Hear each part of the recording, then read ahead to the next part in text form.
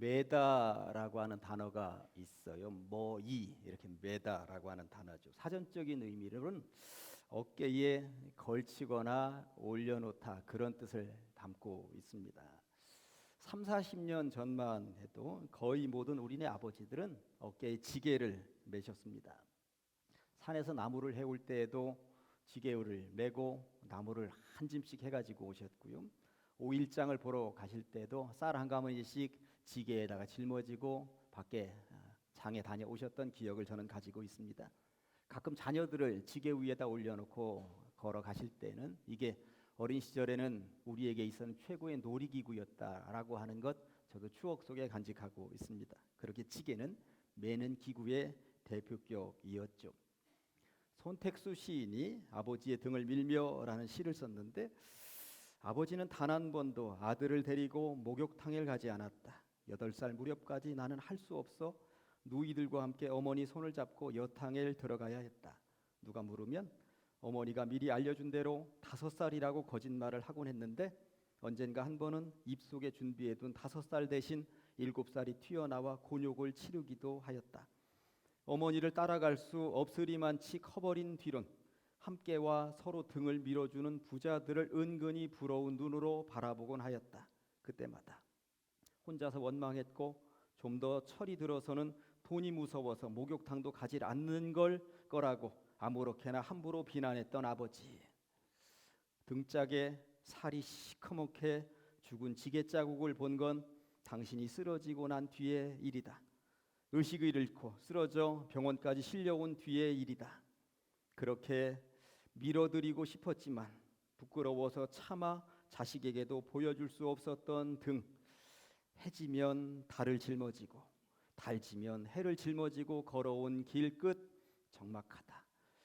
적막한 등짝에 낙인처럼 찍혀 지워지지 않는 지게 자국. 아버지는 병원 욕실에 엎혀 들어와서야 비로소 자식의 소원 하나를 들어주신 것이었다. 저는 이 시를 만나고 얼마나 마음이 짠해졌었는지 모르겠습니다. 이것이 바로 우리네 옛날 아버지들의 어깨였고 등짝이었고 삶이었습니다. 아버지 손잡고 목욕탕 한번 가보고 싶었는데 건강하실 때 아버지는 아들의 그 소원 하나를 들어주지 않으셨습니다. 그러다 병원에 누우신 이후에야 아들에게 벗은 몸을 보이셨고 아들은 그만 지게를 짊어지느라 새카맣게 죽은 어깨와 아버지의 등을 보고 말았습니다. 그리고 아들은 깨닫게 되었죠. 저 어깨, 저 등짝, 지게를 메고 노동을 아끼지 않으신 아버지의 저 어깨와 저 등짝이 오늘의 나를 있게 했구나. 이것을 깨닫게 되었다고 하는 것입니다. 우리네 옛날 아버지들은 그렇게 평생을 두고 지게를 어깨에 매셨습니다. 그러고 보니 세상의 모든 아버지들의 어깨는 그렇게 새카맣게 죽은 어깨입니다. 그런 아버지들의 어깨를 사랑합니다. 2000년 전 그런 어깨를 가진 분이 33년의 인생을 살다 가셨다고 성경은 기록하고 있습니다. 아버지들의 어깨에는 자녀들을 책임지고자 하는 삶의 무게가 얹혀 있었다면 2000년 전 그분의 어깨에는 온 인류를 책임지고자 하는 무게를 측량할 수 없는 십자가가 얹혀 있었습니다. 그분은 당신을 죽이는 도구인 십자가를 기꺼이 어깨에 메고 골고다 언덕을 오르셨던 것입니다. 예수님의 그 어깨 위에 낙인처럼 찍혀 지워지지 않는 십자가의 핏자국을 떠올리며 한 주간 묵상해 보았습니다. 친히 메고 오르셨던 그 십자가에서 그분은 당신의 살을 다 내놓으셨고요. 친히 메고 오르셨던 그 십자가에서 그분은 당신의 피를 다 쏟으셨습니다. 우리는 오늘도 그분의 살과 피를 먹고 마시는 성찬 예식을 통해 염치 없게도 이렇게 생명을 또 연장받았습니다. 메다라는 이 단어는 그렇게 아버지의 어깨를 떠올리게 하기도 하고 2000년 전 예수님의 십자가를 떠올리게 하기도 합니다. 메다라는 이 단어, 그런데 비슷한 듯 다른 용어로 쓰여지는 다른 메다가 하나 있습니다. 그래서 이 메다 발음은 똑같기 때문에 앞에 얘기했었던 이 메다를 1번이라고 이야기를 하고요. 지금 말씀드리려고 하는 메다를 2번이라고 이야기를 하면서 여러분들에게 설명을 드려 보도록 하겠습니다. 좀 전에 보셨던 1번 어이 메다는 지게나 십자가처럼 이 등에 매는 것이었다면 2번 메다 아이 메다는 묶는 것을 의미하죠. 묶는 것. 2번 메다의 사전적인 의미는 풀리지 않도록 양쪽 끝을 서로 감아 매듭을 만들다. 그러니까 이 넥타이를 매다입니다. 넥타이를 매다.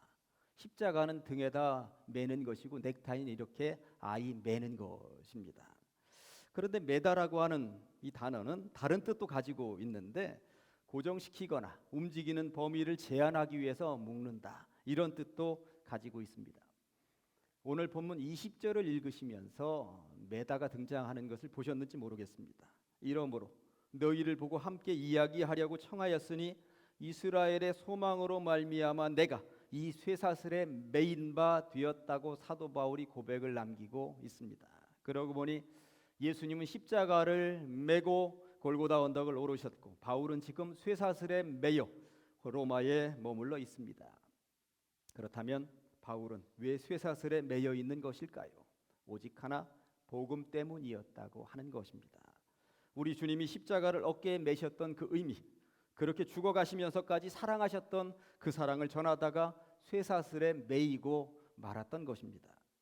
그런데 여기에서 중요한 것은 유대인들이나 로마의 공권력이 바울을 쇠사슬에 매어 놓았을지는 몰라도 바울은 절대 그 쇠사슬에 매여 아무것도 못하지 않았다는 것이, 쇠사슬에 매인 것 같지만 뭐든 다 할 수 있었다고 하는 것. 오늘 성경은 그 이야기를 하고 있습니다. 그러니 매여도 매이지 않는 인생이었구나. 이게 무슨 말인가? 그 이야기를 해보도록 하겠습니다. 사실 춘향전을 보면 변사또에게 수청을 들지 않는다는 이유로 이 춘향이가 이 목에 칼을 이렇게 찬 것을 볼 수가 있습니다. 그렇게 매인 춘향이는 그 몸으로는 아무것도 할 수 없었죠. 그런데 바울은 비록 매인 몸이었지만, 쇠사슬의 매인 몸이었지만 못하는 것이 없었다고 오늘 성경은 분명히 말씀하고 있는데 도대체 뭘 했을까요? 23절에 보니까 그들이 날짜를 정하고, 노란색으로 되어져 있는 것은 조금 있다가 설교하면서 계속 나올 거니까 머릿속에 기억해 두세요. 그들이 날짜를 정하고 그가 유수구하는 집에 많이 오니 바울이 아침부터 저녁까지 강론했다고, 하나님의 나라를 증언했다고, 모세의 율법과 선지자의 말을 가지고 예수에 대해서 구원했다고 말씀하고 있습니다. 유수구하는 집. 바울이 옥에 갇힌 것은 아니었구나. 처음에 로마에 들어갈 때만 해도 쇠사슬에 매여서 지하 감옥 어딘가로 들어갈 거라고 생각을 했는데 유수구하는 집에 있었다라고 하는 것은 일반 평범한 집에다가 구금해 놓고 있었다. 16절에 보면 군인 한 명이 지켰을 뿐이다. 그러니 뭔가 반란을 일으킬 만한 그러한 못된 사람은 아니구나 하는 것을 로마 관원들이 알고 있었다는 이야기예요. 그냥 집 한 곳에 구금시켜 놓고 지내도록 해라. 그렇게 했더니 수없이 많은 유대인들이 찾아왔다는 이야기인 것입니다. 더군다나 그들이 날짜를 정하고 찾아왔다라고 하는 것은 사도 바울을 찾아오는 사람이 하도 많으니까 우리말로 하면 번호표 나눠주면서 차례를 지켜서 오라고 했다는 이야기인 것입니다. 그 정도로 물밀듯이 이 복음에 대해서 듣기 위하여서 사도 바울을 찾아오는 사람들이 많았다라고 하는 것입니다. 그리고 아침부터 저녁까지 눈코 틀 새 없이 찾아오는 사람들을 맞이하느라고 바빴다고 하는 이야기인 것입니다. 바울은 어쩔 수가 없는 인생이구나 하는 생각을 하면서 이 본문을 읽어보았습니다. 복음을 들고 선교 여행에 나선 이후 단 한 번도 쉰 적이 없었는데 지금 나이 들었고 로마의 재판을 받으러 갔고 죄수의 몸이 되어 있음에도 불구하고 하나님께서는 그에게 은퇴를 허락하지 않으셨습니다. 아침부터 저녁까지 번호표 나눠주면서 물밀듯이 몰려오는 그 사람들에게 복음을 증거하고 있었다고 하는 것이죠. 그리고 시간이 흘렀는데 오늘 본문의 마지막 부분 보니까 바울이 조금 더 자유로워졌던 것 같아요. 30절과 31절을 보면 바울이 온 이태를 자기 셋집에 머물면서 자기에게 오는 사람을 다 영접하고 하나님의 나라를 전파하며 주 예수 그리스도에 대해 관한 모든 것을 담대하게 거침없이 가르쳤다고 말씀하고 있습니다.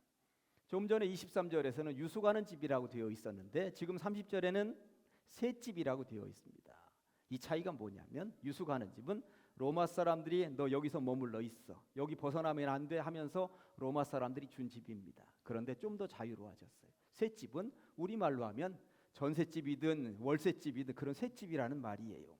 그러니까 그렇게 구금되어져 있던 집에서 나와서 제자들이 돈을 냈겠지요. 이제 사도 바울에게 좀 더 좋은 공간으로 월세를 내면서 공간을 마련해 주었다고 하는 이야기인 것입니다. 그만큼 조금 더 자유로워졌다라고 하는 이야기인 것이죠. 그리고 그 집으로 찾아오는 모든 사람들에게 어떻게 담대하게 그리고 거침없이 주의 복음을 증거했다고 성경은 말씀하고 있습니다. 거듭 말씀드립니다만 죄수의 몸으로 처음에는 쇠사슬에 매여서 로마를 방문하게 되었습니다. 그러나 어느 순간 쇠사슬은 풀렸고 유수가 선 집에서 셋집으로 환경도 바뀌었습니다. 그리고 주님 부르시는 그날까지 사도 바울은 복음을 증거할 수 있었다고 성경은 말씀하고 있는 것이죠. 그 어느 것으로도 매어 놓을 수 없는 인생, 매여도 매이지 않는 인생이 사도 바울이었구나 하는 것을 깨닫게 되는 것입니다. 그러나 바울에게도 마지막 날이 다가오고 있었습니다. 자유롭게 지내던 바울에게도 죽음의 그림자가 스멀스멀거리면서 다가오고 있었는데 로마 황제가 네로가 로마 황제가 되었습니다. 예수님이 태어나시고 60년쯤 되었을 때 로마에 큰 화재가 발생을 했습니다. 화재는 막시무스라고 하는 대전차 경기장 근처에서 발생을 했죠. 불길은 너무나도 급속하게 퍼져나갔고 로마 시내 거의 다 태워버리고 말았습니다. 로마 시내는 크게 14개 구역으로 나누어져 있었는데 4개 구역을 빼놓고 10개 구역이 다 불에 타버렸습니다. 이게 그러니 화재가 얼마나 큰 화재였겠습니까? 화재는 상상 그 이상의 피해를 남기고 이제 불이 잡혔습니다. 그런데 신기한 것은 불에 타지 않은 지역에 누가 살고 있는가 보았더니 유대인들하고 기독교인들이 살고 있는 그곳만 불에 타지 않은 거예요.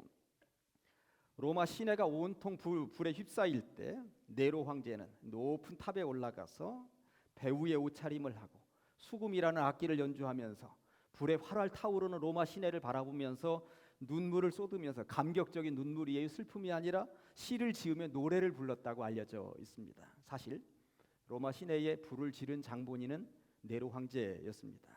그가 불을 지른 이유는 로마 시내에 있는 옛날 건축물들과 비좁은 골목이 마음에 들지 않았다는 이유 때문이었습니다.